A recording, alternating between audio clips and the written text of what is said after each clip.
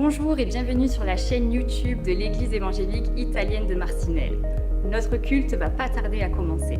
En attendant, permettez-moi de vous inviter sur notre page Facebook EEIM juste ici ou à découvrir notre vitrine Instagram EEIM juste là. Nous serons également heureux de vous accueillir lors de nos cultes en présentiel le dimanche à 10h et lors de nos réunions de prière le jeudi à 19h30.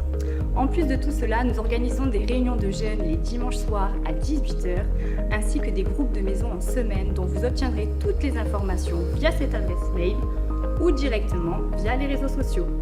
Retrouvez toutes ces informations à la fin de la vidéo et les liens vers nos différentes plateformes en description ci-dessous. Nous vous souhaitons un bon visionnage et nous avons hâte de vous rencontrer au sein de notre église. À très bientôt.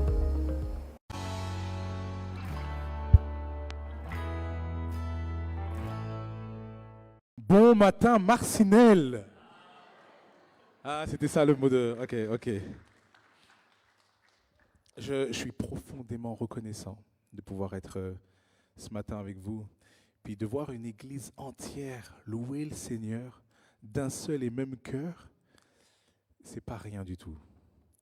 Et on l'a dit plusieurs fois, mais on aurait pu être ailleurs ce matin. Mais c'est ici que vous êtes. Et notre prière, c'est de dire, Seigneur, ton cœur, c'est de vouloir nous parler. Alors permets que notre cœur puisse être ouvert pour recevoir ce que toi, tu as à nous dire.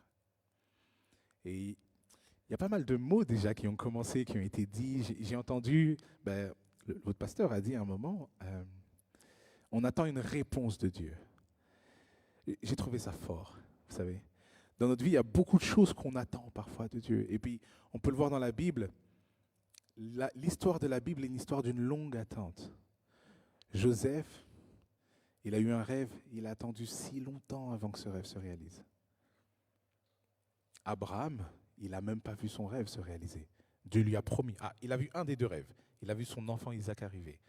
Mais il n'a pas vu cette multitude, c'est ce peuple que nous sommes, nous, aujourd'hui. Il ne l'a pas vu. Mais c'est une promesse que Dieu a faite. Et puis Jésus, on l'a attendu, cette promesse. Et puis on l'attend encore, qu'il revienne. La Bible, c'est une multitude d'attentes. Puis c'est une vraie question. Qu'est-ce qu'on fait pendant cette attente? Comment sommes-nous censés attendre? Et puis parfois on a ce zèle qui nous pousse à faire, vous voyez? On attend, on se dit, bon ok, je vais me mettre en place, je vais faire ça. Et parfois on a cette passivité. J'attends que Dieu agisse. Mais c'est une vraie question. Comment sommes-nous censés nous positionner dans ça? Puis qu'est-ce que Dieu il attend de nous dans ça? C'est le thème que j'ai à cœur d'aborder avec vous tous ce matin. Puis pour l'histoire, depuis mercredi matin, je me suis levé avec toute la partie gauche bloquée. J'ai réalisé que c'était ça, vieillir, vous voyez. Avant, je me moquais un peu je comprenais pas à quoi servaient les bouillottes. Où est-ce que c'est une bouillotte là? Puis depuis mercredi, je dors avec une bouillotte. Et puis je me suis dit, j'ai confiance en toi, Seigneur. Ça veut dire que dimanche, je sais que je pourrais me lever et aller prêcher. Et puis hier soir encore, j'avais ma bouillotte. Et puis je suis reconnaissant. Ne vous étonnez pas si je bouge comme ça. Je ne suis pas un robot, d'accord? J'ai encore un peu une douleur, mais je suis reconnaissant que Dieu me permette de pouvoir me lever et pouvoir parler ce matin. Ça va? On va prier ensemble. Et ensuite, on va voir ensemble une histoire dans laquelle il y a une attente. Et dans laquelle on va voir comment est-ce que les personnages ont réagi par rapport à cette attente et comment est-ce que Dieu a intervenu. Ça va? Est-ce que j'ai tout le monde, Marcinelle? Oui. Au fond, est-ce que ça va? Ouais, plutôt. Et de ce côté-là, ça va aussi? Ouais. On est ensemble, hein? C'est important. D'accord. Seigneur, on te remercie.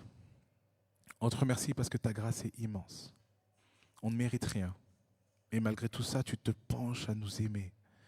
Tu souhaites parler à notre cœur. Tu souhaites nous rencontrer, Seigneur. Permets-nous d'être disposés à t'entendre, à venir nous aussi à ta rencontre, à pouvoir vivre ta présence dans ce lieu, Seigneur. Qu'on puisse entendre tes mots et qu'on puisse les faire nôtres, afin que notre vie puisse changer pour toujours. Nous le prions ensemble, dans le nom de Jésus. Amen. Amen. Let's go. Alors, on va commencer. Je vais vous donner un petit ébauche de ce qui va se passer. Attendez, Normalement, j'ai un... Ah, il est là, pardon. Je vous ai dit que j'ai vieilli, c'est compliqué. Ok. Ah, non, c'est pas ça. C'est pas ça. Ah, c'est ça. C'est pas ça.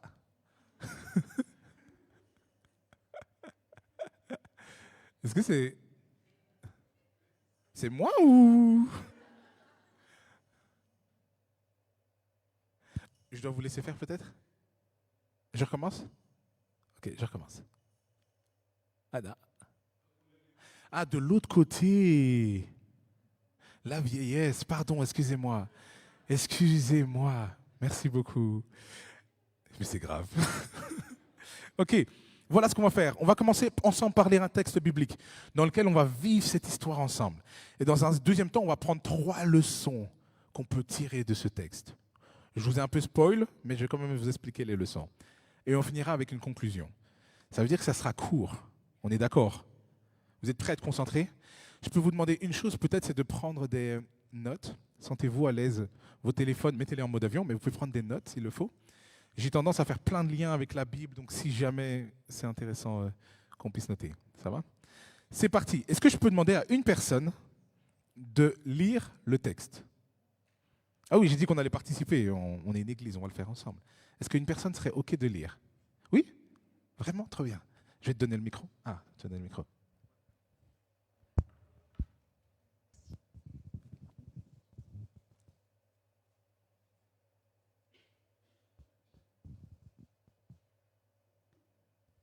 Acte 12, de 1 à 5. À cette époque-là, le roi Hérode se mit à maltraiter des membres de l'Église, et il fit mourir par l'épée Jacques, le frère de Jean. Quand il vit que cela plaisait aux Juifs, il fit encore arrêter Pierre. C'était pendant la fête des pains sans levain. Après l'avoir fait arrêter et jeter en prison, il le mit sous la garde de 4 escouades, de 4 soldats chacun. Il avait l'intention de le faire comparaître devant le peuple après la Pâque. Pierre était donc gardé dans la prison et l'Église adressait d'ardentes prières à Dieu pour lui.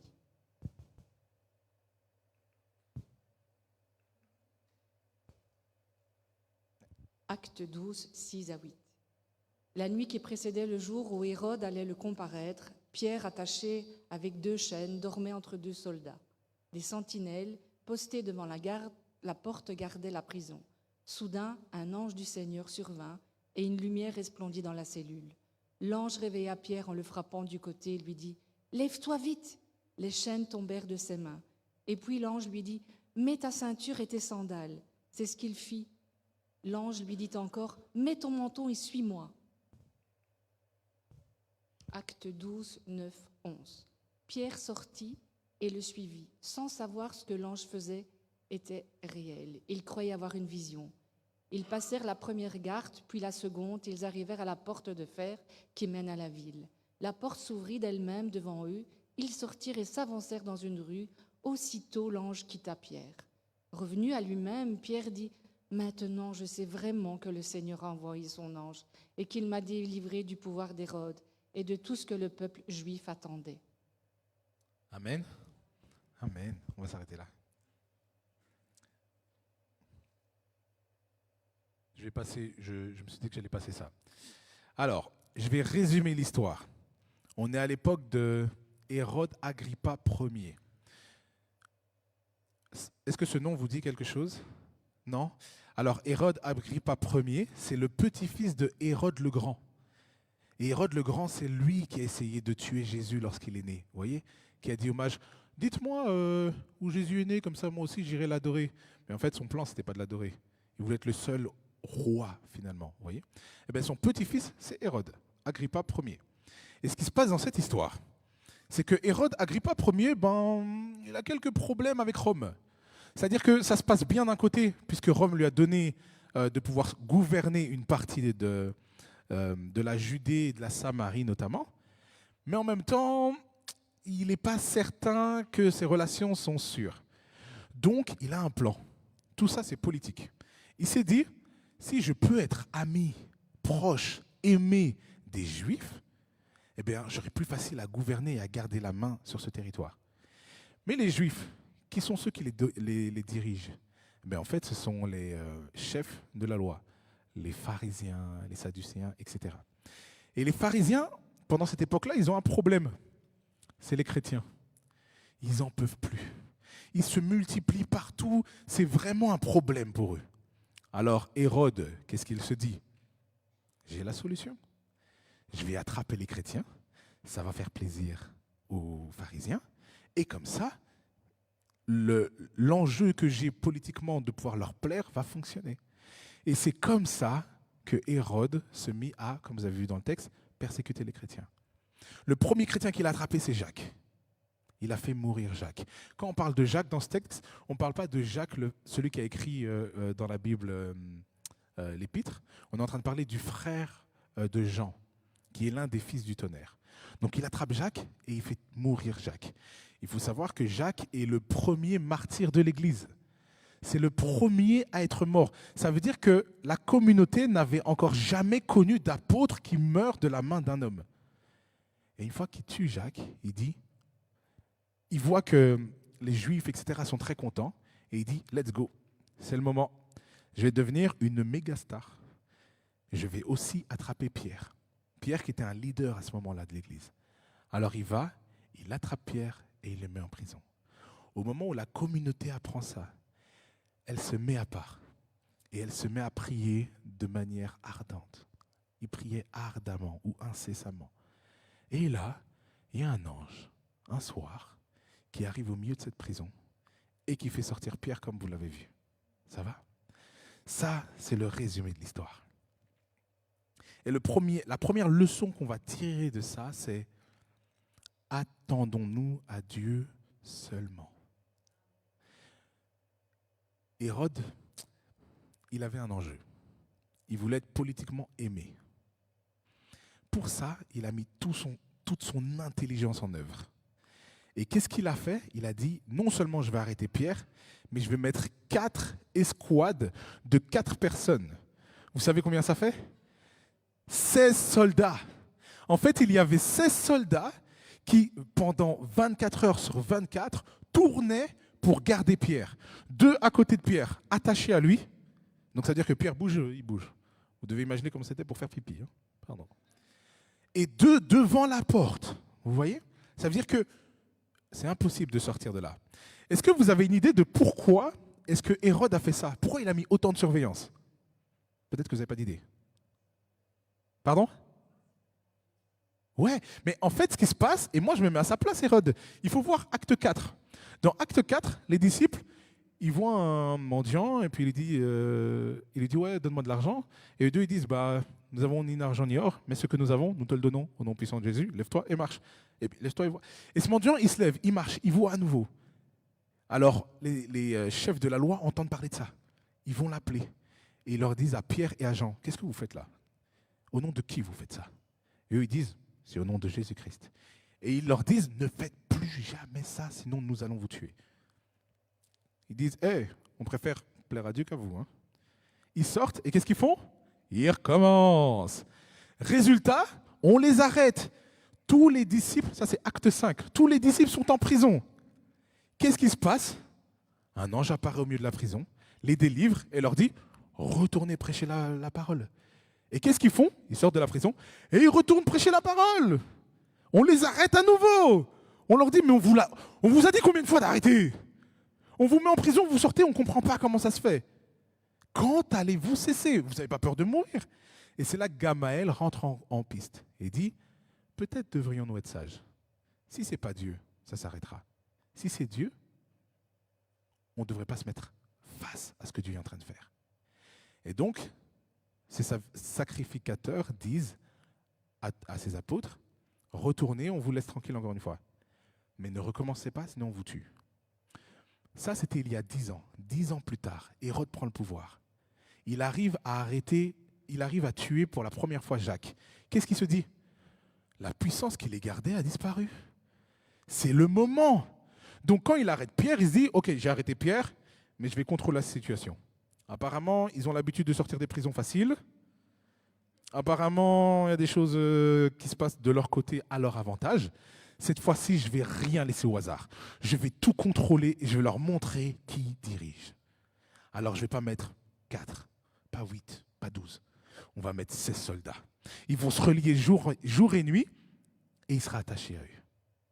C'est pour ça qu'il a mis ces 7 soldats au pied. C'est une situation désespérée. Comment Pierre peut sortir de là? Mais en fait, quand on parle du fait de s'attendre à Dieu seulement, on doit comprendre qu'est-ce que la souveraineté de Dieu. Hérode ne pouvait pas comprendre ça. Ouais. Hérode, lui, était incapable de comprendre ça. Par contre, l'Église, quand elle a appris ça, elle s'est mise à prier. Mais soyons honnêtes, vous et nous, ce n'est pas la première solution qu'on peut aborder. À sa place, peut-être que j'aurais commencé par vous dire, est-ce que quelqu'un a un contact avec le gouvernement romain? Genre, peut-être quelqu'un connaît le cousin du petit-fils de l'empereur. Il faut que nous envoyions une lettre. Parce que c'est injuste ce qui nous arrive là. Mais si nous jouons nos relations, peut-être on va trouver une solution. Vous voyez? Ou quelqu'un aurait pu dire, écoutez, j'ai mes économies. On va payer la caution. On va faire sortir Hérode. Et c'est un enjeu naturel pour nous les humains. Quand il nous arrive quelque chose, sur quoi est-ce que nous comptons réellement? J'ai un compte en banque au cas où? Ah ben oui, j'ai des amis, j'ai des connexions au cas où. Et là, l'enjeu de l'Église, ça a été de dire, on va se mettre à part et on va prier ardemment. En fait, nous allons compter sur Dieu seulement. Et ça ne veut pas dire que les connexions, l'argent, etc., ne sont pas une bonne opportunité. Ça ne veut pas dire ça. Ça veut dire que si nous utilisons les connexions, l'argent, tout ce que vous voulez, c'est parce que Dieu a répondu par cet intermédiaire-là. Et pas parce que nous, dans notre intelligence, nous avons décidé quelle sera la solution. Et puis l'Église, elle se met à prier ardemment. Ah, pourquoi est-ce que je dis que c'est super important de comprendre que peu importe le moyen, on doit le prendre par la grâce de Dieu? C'est pourquoi? C'est parce qu'il nous arrive, nous les humains, parfois de nous prendre pour Dieu. On veut souvent trouver des solutions et prendre les solutions que Dieu, lui, seul, aurait pu nous donner. Et la question, c'est la question que je me pose souvent à moi-même. Hein. Avant d'agir, je me dis, qui m'envoie? Est-ce que c'est mon orgueil? Est-ce que c'est mon envie de sauver le monde? Ou est-ce que là, il y a une intervention de Dieu qui m'envoie réellement faire quelque chose? Un petit exemple, dans une église loin d'ici, pas près d'ici, okay. Il y a des personnes qui n'étaient pas très contentes. Non, je vais parler cash. J'étais pas très contente de certaines choses qui pouvaient être faites par des leaders ou autres, vous voyez? Et j'étais convaincu que je pouvais apporter quelque chose. Et vous savez quoi? C'était vrai. Je pense que je pouvais apporter quelque chose. Mais en fait, mon tort, c'est de m'être dit, laissez-moi apporter cette chose. Un soir, je priais, puis Dieu m'a clairement dit, entre toi et moi, qui aime plus l'Église? Puis la réponse était, c'est Jésus. C'est Dieu qui aime plus l'Église que moi. Il a envoyé son Fils mourir à la croix pour cette Église. Ok. Puis c'est comme si sa deuxième question, c'était entre toi, donc moi encore une fois, et Dieu, et moi, qui est plus capable d'apporter du changement à l'Église? Ce serait prétentieux de ma part de dire que c'est moi. C'est clairement Dieu. Et c'est comme s'il me disait, alors reprends ta place. Dieu est en train de faire quelque chose. Est-ce que je veux me mettre sur le chemin de Dieu parce que je pense pouvoir mieux faire? Si Dieu veut changer son Église, en un claquement, il le fait. S'il ne le fait pas, c'est parce que Dieu est en train de faire quelque chose. Et ça, c'est un principe qu'on appelle la voie médiane. Alors, je vous donne mon cœur là. Si quelqu'un peut saisir ça ce matin, je vous promets que c'est quelque chose qui change une vie. La voie médiane, c'est quoi? J'ai commencé en vous expliquant que parfois, dans l'attente, on a tendance à être très actif. Il faut que je fasse, il faut que j'appelle, il faut que je trouve. Ou très passif. C'est Dieu qui doit agir. Mais en fait, il y a une voie entre les deux. Ni actif, ni passif. En fait, c'est une voie dans laquelle nous rentrons délibérément dans une action que nous n'avons pas initiée. faut que je recommence. Ouais.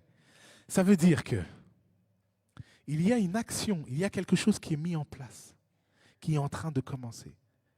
Et nous apprenons à reconnaître ce qui est en train d'être fait. Et volontairement, nous rentrons dans cette action.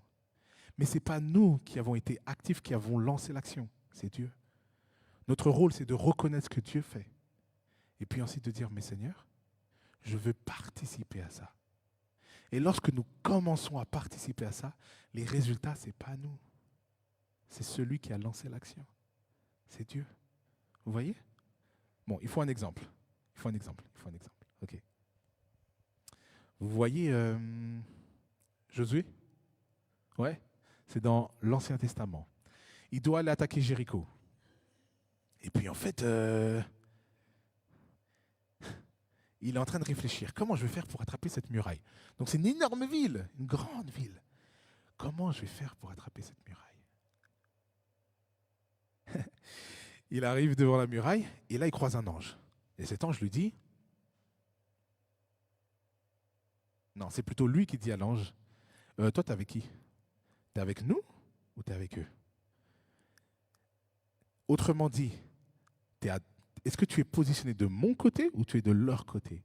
Et lui, il dit, je suis ni de votre côté, je suis ni de leur côté. Je suis du côté de Dieu. Autrement dit, toi, tu es de quel côté, Josué? Est-ce que tu es du côté de Dieu?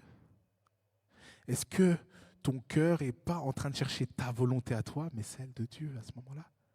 Voyez? Et quand Josué comprend ça, il se met à genoux.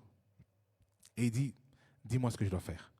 Et c'est là qu'on lui donne la stratégie. Tu vas tourner autour de la ville, c'est ce qu'il va faire, et les murs vont tomber. Ça pourrait prendre 2 heures d'explication, tellement c'est intéressant. Mais je vais vous donner un autre exemple pour encore expliquer la voie médiane. Joseph. Vous connaissez l'histoire de Joseph? Ouais. Joseph, il a un rêve que ses frères vont s'agenouiller devant lui. Finalement, ses frères le vendent comme esclave. Puis, il finit en prison. Et après seulement, il devient numéro 2 d'Égypte. Et une fois qu'il est numéro 2 d'Égypte, ses frères avaient besoin de la nourriture qui se trouvait en Égypte. Du coup, ses frères viennent. Je vous passe énormément de détails. C'est dans Genèse, à la fin de Genèse, c'est super intéressant. Mais à la fin, il y a cette rencontre où ils se reconnaissent. Vous devez imaginer l'émotion. Les frères sont en train de pleurer de culpabilité pour ce qu'ils ont fait. Joseph a vécu tant d'années si difficiles. Et quand les frères pleurent pour s'excuser, Joseph leur dit, ce n'est pas vous qui m'avez vendu. C'est Dieu qui m'a envoyé ici pour que je vous sauve. En fait, c'est ça que j'essaie d'expliquer à travers la voie médiane. C'est qu'il y a des situations, même si on ne dirait pas, c'est Dieu qui est devant. Si Joseph avait essayé de s'échapper de cette prison, il serait sorti du plan de Dieu. Donc son enjeu à lui, c'était de dire, Seigneur, dans ce que tu es, dans ce qui est en train de se passer, où es-tu? Et que mon cœur puisse être positionné à ça. Et c'est ce que Joseph a fait. La preuve, quand il était esclave, il a servi son maître du mieux qu'il pouvait. Et il écrit, et Dieu était avec Joseph. Résultat, il est devenu le chef de la maison des esclaves. Puis pareil en prison. Il se retrouve en prison, c'est injuste. Ça veut dire qu'il a été en prison pour tentative de viol. Je remets le contexte. C'est-à-dire que la femme de Potiphar, donc la femme de son maître, était en train de dire, couche avec moi. Chaque jour, elle lui disait, veux-tu coucher avec moi? Pas s'il te plaît, tu le fais.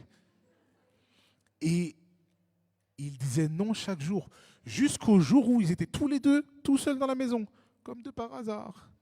Personne n'allait les voir ce jour-là. Elle lui a tiré sa tunique. Il est écrit dans le texte, Joseph est parti tout nu. Il a préféré qu'on voit ses fesses que de trahir Dieu. Et pour ça, il s'est retrouvé en prison.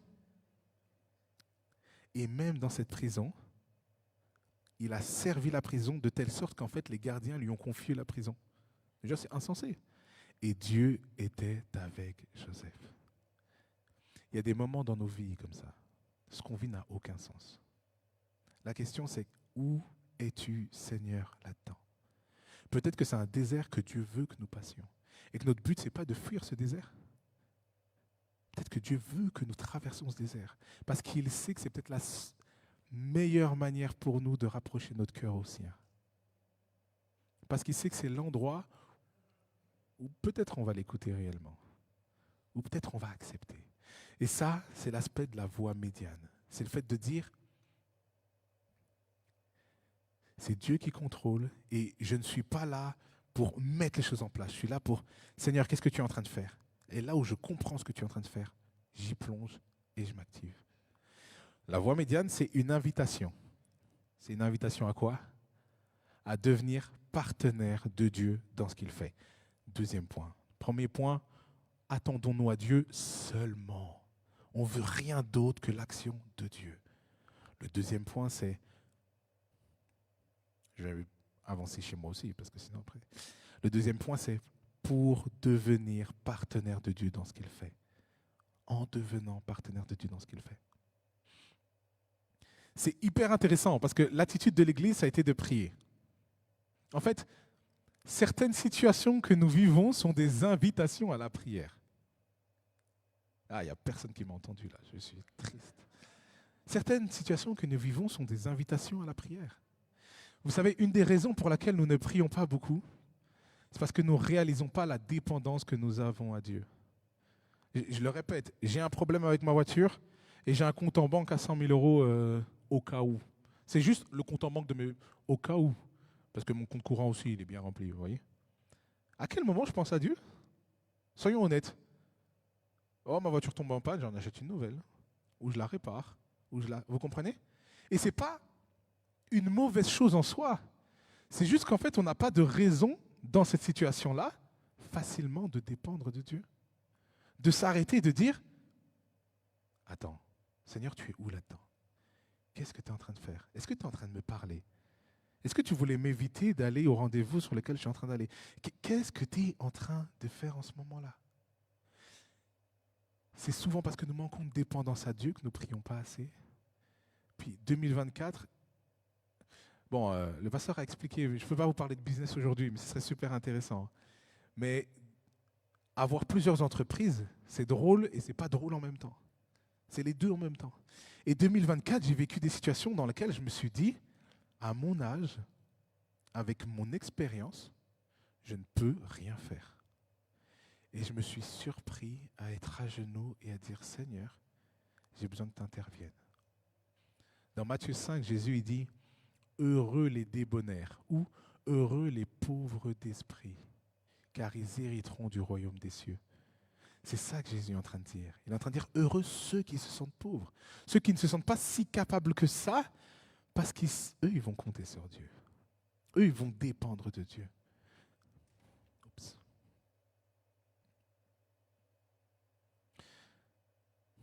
Devenir partenaire de Dieu. Pour prier, nous avons besoin d'avoir conscience de cette dépendance que nous avons à Dieu. Mais alors, il y a un autre point qui est incroyable. C'est l'unité de l'Église. J'en ai pas entendu. Il n'est pas écrit. Pierre était en prison et Sébastien en a eu marre, péta un câble et demanda à tout le monde de se cotiser. Pendant que Joséphine pleurait toutes les larmes de son corps pour demander à ce que nous changions d'église. Parce que dans cette église, ça ne va pas. Tout le monde se fait arrêter, tout le monde se tue. À un moment, j'en ai marre. Moi, je vais ailleurs. Vous comprenez ce que je veux dire?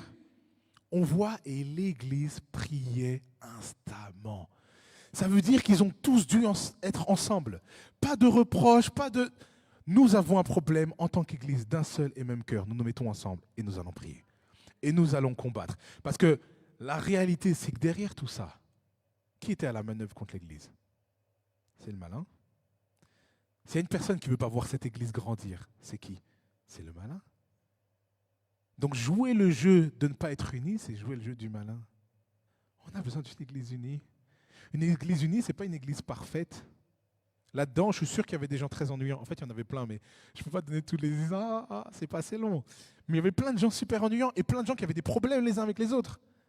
Mais en fait, ce n'était pas une question de ça, là. C'était une question de Seigneur, nous voulons nous associer à ce que tu fais. Nous voulons qu'à travers nous, le monde entier puisse voir à quel point tu es un Dieu glorieux. Alors nous avons besoin de nous unir et de prier ensemble et de nous mettre ensemble. L'unité de l'Église. Et la troisième chose, et ça c'est mon mot préféré, dans ce texte, il écrit « l'Église priait ardemment ». Dans d'autres textes, ils disent « incessamment ». C'est mon mot préféré, vraiment, parce qu'en fait, des fois on croit que c'est des détails dans la Bible, et puis en fait, ça fait toute la différence. Il n'y a que 2 endroits dans la Bible où on met ce mot, dans le Nouveau Testament, où on met instamment ou incessamment, derrière le mot prière. Vous savez, c'est où l'autre endroit? Non? C'est à Gethsémani. Quand Jésus allait à la croix, son dernier moment, il n'avait jamais, de toute l'histoire de l'humanité, vécu le fait d'être séparé de Dieu. Et là, il allait être séparé de Dieu pour nos péchés à nous. C'était une angoisse qui était si incroyable, si dure à vivre, que en fait, ses veines éclataient. Et qu'en fait, c'était des perles de sang. Je ne sais pas si peut-être des gens ont déjà vécu des angoisses ici. Mais est-ce que quelqu'un a déjà vécu une angoisse dans laquelle c'est du sang qui coule? C'est un autre niveau, je pense, d'angoisse. Et il était écrit à ce moment-là, à Gethsémani, et Jésus priait instamment, ardemment, parce qu'il avait besoin de ça pour pouvoir quand même aller jusqu'au bout. Le instamment, le ardemment, en fait, qu'est-ce qu'il veut réellement dire? Dans le mot grec, on pourrait le traduire comme c'est un muscle qui s'étire. Vous voyez?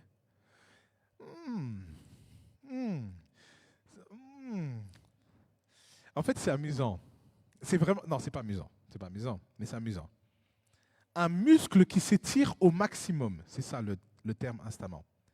Est-ce que vous avez remarqué que quand Pierre se fait arrêter, c'est au début de la fête des pains sans levain? Oui?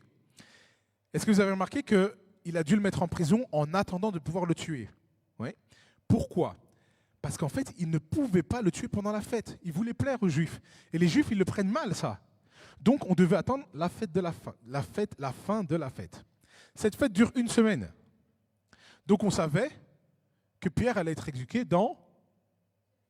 J'ai 3 personnes réveillées. Est-ce que je m'inquiète. Vous êtes debout, hein?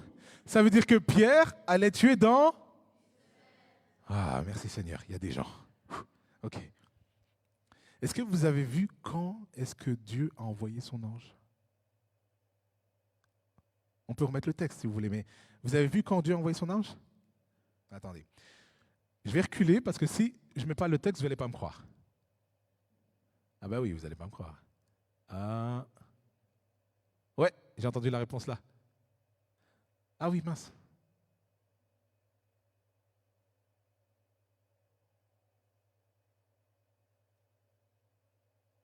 Voilà. La nuit qui précédait le jour où Hérode allait le faire comparaître. La veille. C'est une vraie question, ça, quand même, non? Seigneur, tu as 1 semaine pour agir. Et tu attends le dernier soir. Priez instamment. Vous voyez? Dieu a attendu le dernier moment. Je ne pense pas qu'il l'a fait pour ennuyer l'Église. Je pense qu'il l'a fait pour fortifier la foi de l'Église. Il y a des situations dans lesquelles on se dit, c'est pas possible. Si tu n'interviens pas maintenant, je ne comprends pas. Et qu'est-ce que Dieu fait? Il n'intervient pas. Vous dites, mais comment? Je vais revenir où on était.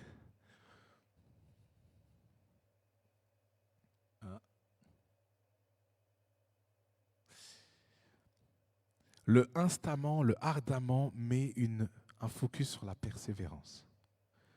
Vous voyez comme dans Luc 18, l'exemple que Jésus donne avec cette femme qui va chaque jour face à ce juge et qui lui dit « Fais-moi justice ». Et ce juge, il est inique, il est frauduleux, il fait que les choses dans son intérêt. Mais à un moment, il dit « Oh, cette femme m'ennuie. Vous savez quoi? Je vais lui faire justice. » Et puis Jésus dit, votre Père qui est aux cieux, il est bien meilleur que ce juge. Et il est en train d'encourager les disciples à prier avec persévérance. Dans ce ardemment, il y a cette notion-là. Ce n'est pas juste une église qui s'unit pour prier. C'est une église qui s'unit pour prier avec persévérance. Dans ce même moment à Gethsémani, quand ils sont en haut, il y avait Jacques, Jean et Pierre. D'ailleurs, c'est ce Jacques-là qui est mort, hein, parenthèse. Voilà. Il y avait Jacques, Jean et Pierre. Et qu'est-ce qu'eux, ils faisaient pendant ce temps-là? Ils dormaient. Et qu'est-ce que Jésus est venu leur dire? Vous n'êtes donc pas capable de prier juste une nuit? Reprenons ça un peu. Vous n'êtes pas capable de prier une nuit. Qui ici, on peut dire, les gars, on prend une nuit entière, on prie. Let's go. Une nuit, non-stop, on prie, je compte sur vous. Mais pour Jésus, c'était comme un basic. Hey, on est en guerre et vous ne pouvez pas être attaché à votre Dieu au point de lui parler pendant toute une nuit.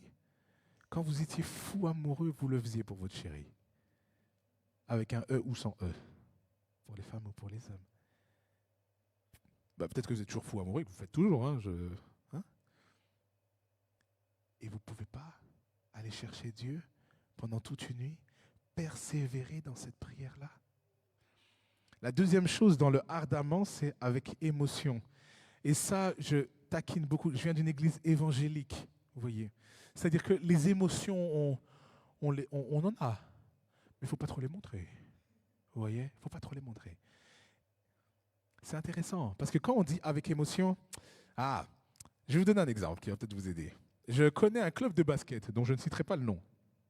C'est des Flamands. Mais je dis que je ne citerai pas de nom. Ils ont une façon de jouer qui leur permet que si jamais ils perdent, ils ne vont pas se sentir mal. Parce qu'ils ne sont pas donnés à fond non plus. Vous voyez cette personne qui rentre sur le terrain et qui est un peu je me donne, mais pas trop, parce que je reste beau. Il ne faut pas trop se transpirer. Vous voyez? Et puis il y a cette personne-là, elle donne ses tripes. Vous avez l'impression que si elle perd son match, elle perd toute sa vie. Vous comprenez? Quand on parle avec émotion, c'est de ça dont on est en train de parler. C'est ce moment où c'est une question de vie ou une question de mort. Vous êtes en train de prier, non pas en disant « Seigneur », mais en train de crier à Dieu. « Seigneur mon Dieu, Jacques est mort, pas Pierre, pas Pierre.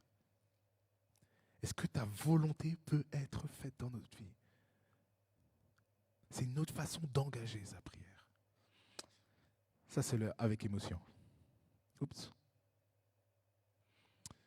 John Matt Comer dit « La pratique de la prière, c'est apprendre à mettre du temps à part pour être intentionnellement avec Dieu dans le but de devenir comme lui et d'être partenaire avec lui pour ce qu'il nous appelle à faire pour ce monde. »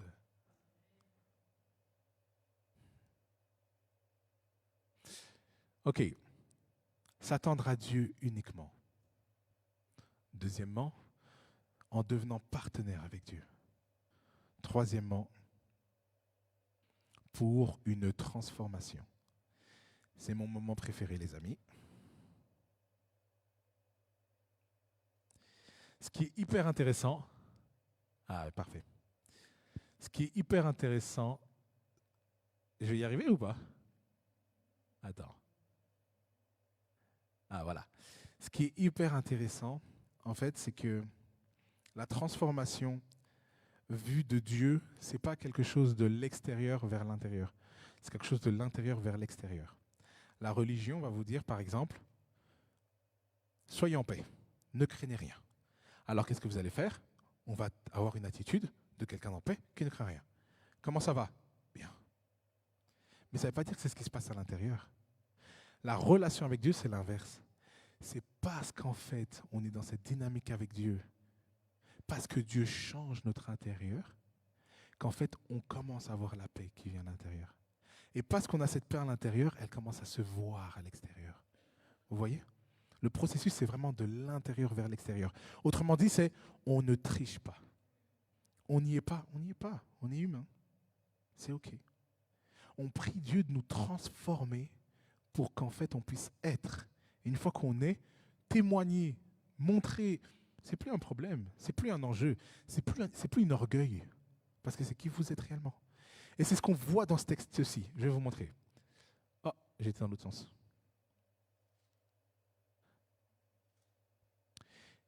Ah ouais, pardon. Il va falloir que je monte tout au-dessus. Excusez-moi, un instant. Parce que la suite de Acte, il n'y a pas, hein, si je ne me trompe pas. C'est pas grave, je vais le faire, je vais monter tout au-dessus. Je vais monter tout au-dessus, vous inquiétez pas. Je suis de moins en moins vieux. Plus je prêche, plus je prends de la jeunesse là. Je me sens vraiment bien. Ok, c'est parti. La nuit qui précédait le jour où Hérode allait le faire comparaître, Pierre, attaché avec 2 chaînes, dormait entre 2 soldats. Vous comprenez l'image, je vous l'expliquais. Vous savez comment ça se passait. Donc, des sentinelles postées devant la porte gardaient la prison. Soudain, un ange du Seigneur survint et une lumière resplendit dans la cellule. L'ange réveilla Pierre en le frappant du côté. Rien que là, vous ne voyez pas un problème? Non? Pour vous, il n'y a pas de problème? Moi, j'ai un énorme problème. Pierre, il va mourir dans quelques heures. Et il dort. Mais il dort tellement profondément que quand l'ange arrive avec une lumière, il ne se réveille pas. Il n'y a pas un problème là? Je veux dire, pour moins que ça, il m'arrive d'avoir du mal à dormir. Et j'espère pas, mais peut-être que je ne suis pas le seul ici. Pour moins que ça, je peux avoir du mal à dormir. Et lui, tellement il dort, que quand l'ange arrive avec de la lumière, vous savez, j'imagine l'ange arriver comme une star en mode Tadam! Et il dort. C'est en mode. Et puis l'ange, il fait quoi? Il dit, il réveille Pierre comment? En le frappant sur le côté. Moi, je crois qu'il était frustré. Il a dit, mais comment tu dors? Mais réveille-toi! Je viens de sauver, là. Les prières de tes collègues, elle a été réalisée. Pourquoi tu dors? Et j'aurais quand même aimé qu'ils disent, et l'ange le caressa doucement pour le réveiller. Coucou, il le frappa. Je suis sûr que Pierre était vraiment en train de ronfler. Dans un sommeil lourd et profond. J'en suis sûr, il n'y a pas d'autre explication. Pourquoi il le frappe? Mince, j'ai encore bougé. Voilà. Et il lui dit, lève-toi. Je vais revenir à ça encore après. Du coup, je vais foncer à la fin pour vous expliquer c'est quoi la transformation à ce moment-là. C'est génial, j'aime trop. J'espère que vous aussi. Vous pouvez vous dire, ouais, mais c'est Pierre. C'est facile pour lui de faire confiance à Dieu. Oui. Eh bien, en fait, Matthieu 8, 23, 27. On remonte 20 ans plus tôt. On parle de Jésus. Il monta dans la barque et ses disciples le suivirent. Soudain, s'éleva sur le lac une si grande tempête que la barque était recouverte par les vagues. Et lui, Jésus, il dormait. Les disciples s'approchèrent et le réveillèrent en disant, « Seigneur, sauve-nous, nous allons mourir. » Jésus leur dit, « Pourquoi êtes-vous si craintifs, hommes de peu de foi ?» Alors il se leva, menaça le vent du lac, et il eut un grand calme. Ces hommes furent étonnés et dirent, « Quel est ce genre d'homme? Même le vent et la mer lui obéissent. » Pierre ressemble, 20 ans plus tard, à Jésus. Dans la même situation. C'est-à-dire que là, ils étaient sur le point de mourir. Et Pierre faisait partie des disciples qui ont réveillé Jésus. En lui disant, mais pourquoi tu dors? On va mourir. Et Jésus le regarde et dit, mais pourquoi vous vous inquiétez, homme de peu de foi? 20 ans plus tard, Pierre est en prison. C'est lui qui va mourir. Et il dort. Ça, c'est pour quelqu'un ce matin. Il y a des angoisses qui ne durent pas toute votre vie. Comprendre qui est Dieu, qui est Jésus-Christ, peut changer votre vie au point de pouvoir dormir dans les moments les plus intenses de votre vie. Parce que vous savez ce qui est en train de se passer. C'est que votre vie, elle n'est pas entre vos mains. Elle est entre les mains de Dieu.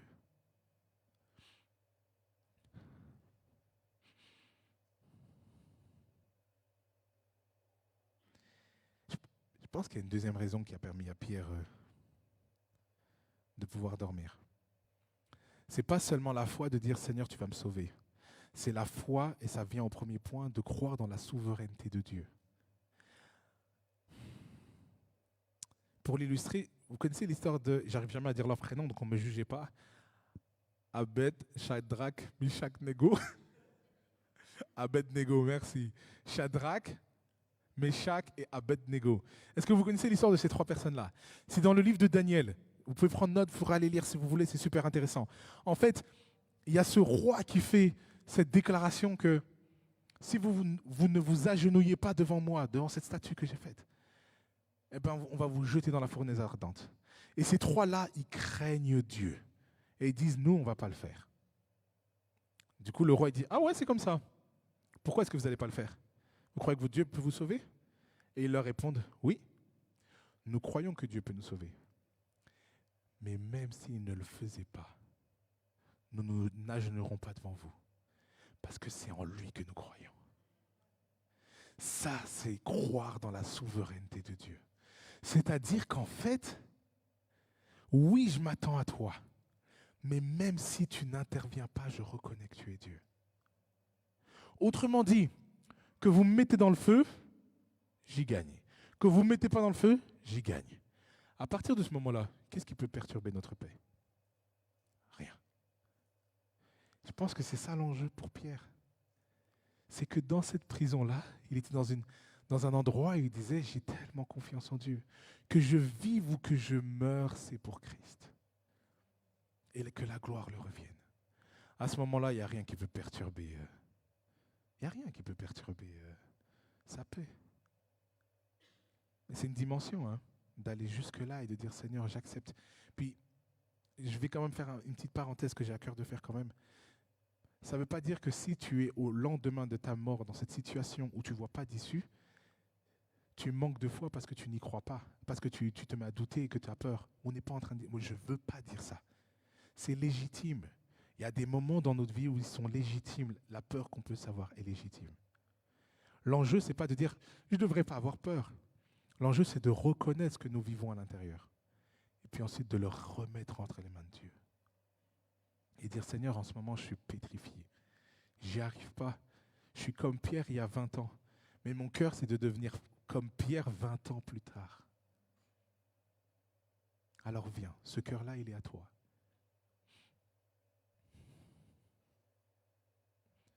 La paix au-delà du feu. Et le résultat. Alors, le résultat aussi, s'il vous plaît, il est ultra marrant. On va remonter tout en haut, vous me permettez? En fait, il faut que je fasse comme ça. C'est là, hein. Hey, je rajeunis, je vous dis. Prêcher, ça rajeunit. Attendez. Alors, le résultat. Donc, l'ange réveilla Pierre en le frappant au côté de lui et lui dit, lève-toi vite. Les chaînes tombèrent de ses mains. Puis l'ange lui dit, mets ta ceinture et tes sandales. C'est ce qu'il fit. Puis l'ange lui dit encore, mets ton manteau et suis-moi. Mais on est où? Donc l'ange le réveille. Allez, réveille-toi, tu m'énerves, je viens avec de la lumière, tu n'es pas impressionné. Bon, maintenant lève-toi quand même. Okay? Il se réveille. Au moment où il se réveille, ses chaînes tombent. Donc les soldats, ils ne sont plus attachés. Hein? Il est libre. Super. Et puis l'ange lui dit, bon, tu étais prisonnier. Donc tu avais des habits de prisonnier. Rhabille-toi, s'il te plaît. Parce que tu n'es plus prisonnier. Reprends ton identité. OK. Il se rhabille. Super. Mais l'ange ne lui dit pas, mets tes sandales, mets ta ceinture, mets ton manteau, viens, on y va. Il ne lui dit pas non plus, prends tout sous le bras, viens, on court. Non, il lui dit, mets tes sandales, mets ta chaussure. Il le met. Je suis sûr qu'il avait un café. Bon, super. Maintenant, tu peux mettre ton manteau? Mais pas comme ça, Pierre. Mais mets ton manteau sérieusement, s'il te plaît. Ils n'ont pas l'air pressés, hein. On est d'accord. Il n'y a pas d'urgence. OK. Il le fait. Il met son manteau. Ensuite. Ah non, c'est dans l'autre sens. Ah non. Je suis tellement perdu. Moi qui croyais que je rajeunissais. Ah, c'est bon. Ensuite, Pierre sortit et le suivit.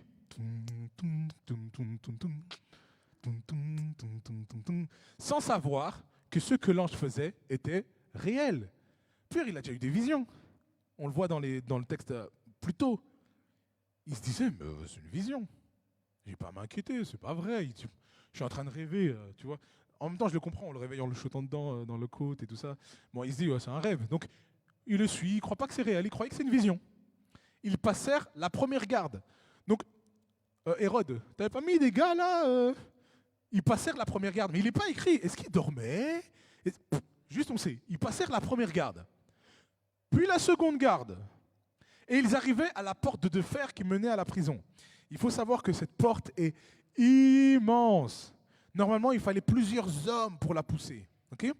Et là, la porte s'ouvrit d'elle-même. Devant eux, ils sortirent et avancèrent dans la rue. Et aussitôt, l'ange le quitta. Voilà l'évasion de Pierre. C'était juste ça. Moi, je me pose une question. Cette porte qui est immense, quand elle s'ouvre, elle doit faire du bruit quand même. Les gardiens, admettons qu'ils dorment, ça ne les réveille pas? Non, ça ne les réveille pas. Pierre, revenu à lui-même, Pierre dit, « Maintenant, je sais vraiment que le Seigneur a envoyé son ange et qu'il m'a délivré du pouvoir d'Hérode. Amen. Et de tout ce que le peuple juif attendait. » Ça, c'est une énorme leçon. Il y a des portes que personne d'autre que Dieu ne peut ouvrir. Mais il y a des portes qu'il vaut mieux que personne d'autre que Dieu n'ouvre. Parce que si c'était l'Église qui avait fait une opération commando pour aller les sauver, je ne pense pas qu'il serait arrivé à ce résultat-là. Je ne pense pas qu'il serait arrivé à ce résultat-là. Est-ce que ça valait la peine d'attendre jusqu'à ce moment-là? Jusqu'au dernier jour? Et de voir la manière dont Dieu a sauvé Pierre? Et si c'était une fois dans la Bible, je dirais ça va. Mais le problème, c'est que Dieu, il agit quasi tout le temps comme ça. Mais c'est ça qui est fou. Qu'on prenne l'histoire de Joseph, qu'on prenne l'histoire d'Abraham, qu'on prenne l'histoire de Josué dont je vous ai parlé. Dieu agit. C'est quelque chose qu'on voit souvent. Et la question, c'est est-ce que nous, on va s'attendre jusqu'à ce moment-là à Dieu? Ou est-ce qu'on va intervenir et vouloir mettre notre main avant?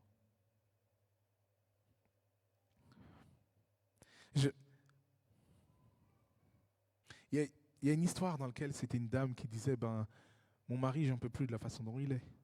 Je veux absolument qu'il puisse comprendre qui est Dieu et qu'il puisse changer de son comportement. Et elle a tout fait. Elle a fait des pièges pour qu'il se retrouve à l'église. Pour que sa Bible puisse se retrouver devant son lit comme de par hasard et qu'elle le lise. Elle a tout fait. Et ça ne fonctionnait pas. Puis un jour, elle a été voir un pasteur qui lui a dit, est-ce que tu as essayé la méthode de Dieu? Elle a dit, comment? Comment est-ce que tu pries pour ton mari? Est-ce que tu lâches pas? Est-ce que tu pries ardemment? Et puis elle s'est mise à prier. Et un jour, son mari de lui-même est venu vers elle et lui a dit, mais en fait, je crois que ton Dieu, il existe. Et puis elle a été voir le pasteur et elle était fâchée. Elle a dit, mais je ne comprends pas. Moi, j'ai tout fait. Quand je demande à Dieu, c'est comme ça que ça se passe. Je pense qu'il y a des combats qui ne nous concernent pas. Notre combat à nous, c'est d'être attaché profondément notre cœur à Dieu. Et dire, Seigneur, c'est toi qui dois intervenir. Si tu veux m'envoyer, tu m'envoies. Si tu veux utiliser mon argent, tu l'utilises. Si tu veux utiliser mes relations, peu importe, tant que c'est toi qui es derrière la manœuvre. Parce que là, la façon dont Pierre est sorti, il y a eu 0 mort, 0 problème, 0. On dirait qu'il s'est levé, ses chaînes sont tombées et il est sorti. Puis Seigneur, c'est ça qu'on te demande. On veut te laisser toi à pouvoir agir. Et je pense particulièrement à des gens qui peuvent en ce moment prier pour des gens de leur famille qui ne sont pas à Christ. C'est une porte de fer, ça. C'est pas nous qui allons la pousser. Dieu, lui, il peut.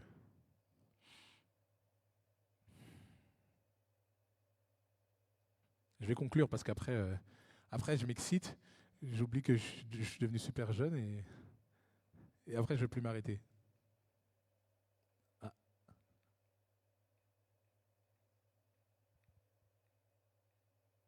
Quand je fais ça, vous avez le temps de réfléchir. Ok.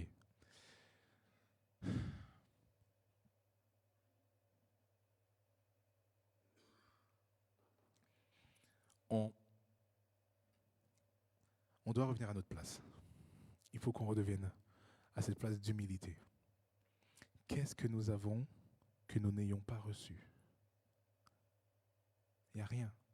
La vie, la santé, les enfants, les moyens. Il n'y a pas une chose que nous avons que nous n'ayons pas reçue de Dieu. parfois nous nous comportons comme si c'était à nous que ça appartenait et comme si nous-mêmes nous avions tout fait et nous avions fait en sorte d'avoir ces choses-là. Comme si Dieu n'avait le droit de rien reprendre. Je pense qu'on doit se remettre à notre place et dire Seigneur, ma vie t'appartient. Et si ma vie t'appartient, alors c'est à toi que je vais m'attendre.